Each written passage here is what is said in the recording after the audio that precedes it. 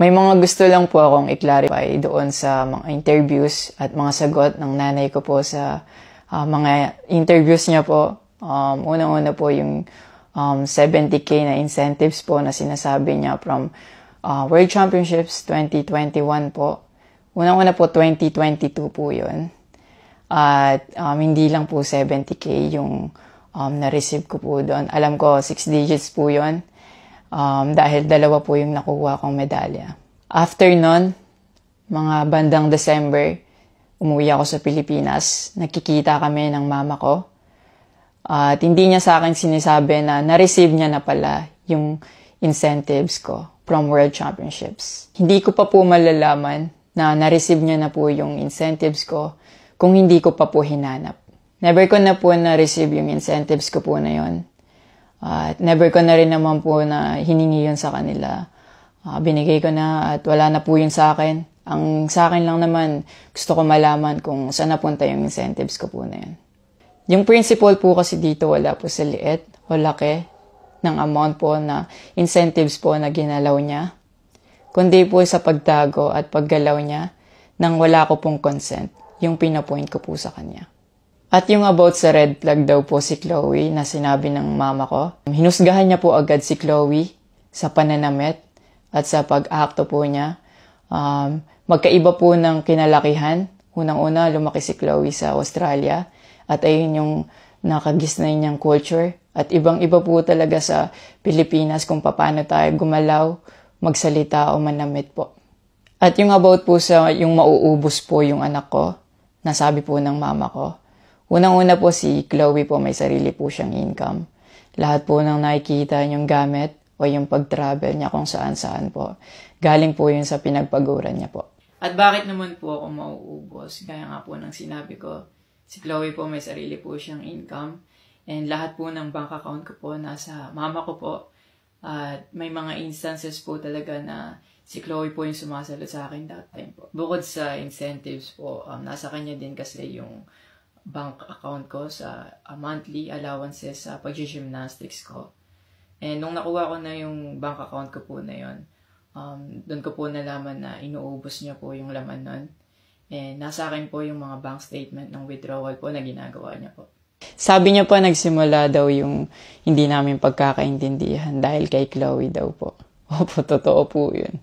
Dahil ever since unang-una pa lang, ayaw niya na kay Chloe kahit hindi niya pa po nakikita or nakikilala in person.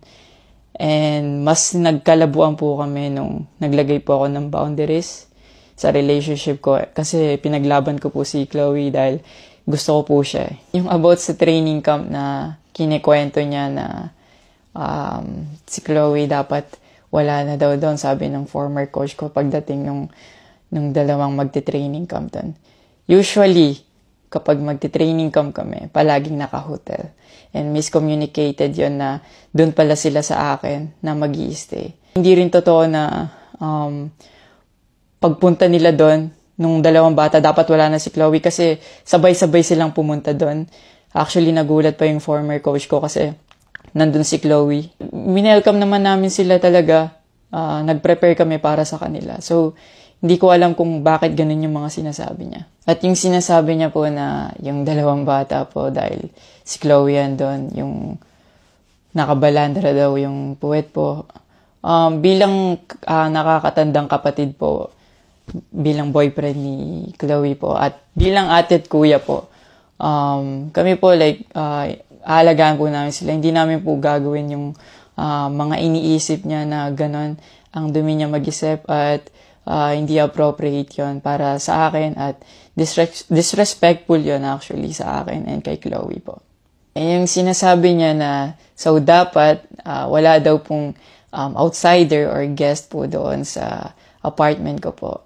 Di din po yung totoo kasi wala naman pong naka-indicate or nakalagay sa contract na bawal yung guest or outsider sa loob po ng apartment po. And actually, invited po si Chloe ng former coach ko from Japan nung SEA Games pa lang po sa Vietnam. So, sinabihan kami na invite mo na lang si Chloe sa Japan and doon kayo mag-hangout.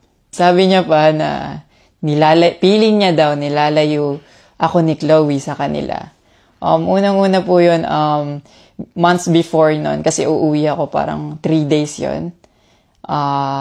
Sinabihan ko na sila na mag-i-spend time ako kay Chloe. Nagpunta kami sa Baguio. Sinama ko si Chloe, nag-spend time kami. Nakikipaghalubilo naman po kami, hindi naman ako nilalayo ni Chloe. Actually, pumunta pa kami sa Pangasinan. Like, po kami doon, parang meet and greet. Yeah. Tapos after nun, nagpunta tayo ng Baguio.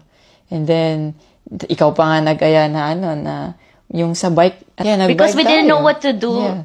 after nung kumain, because they were like, oh, what do we do? I was like, oh, let's go sa Burnham Park.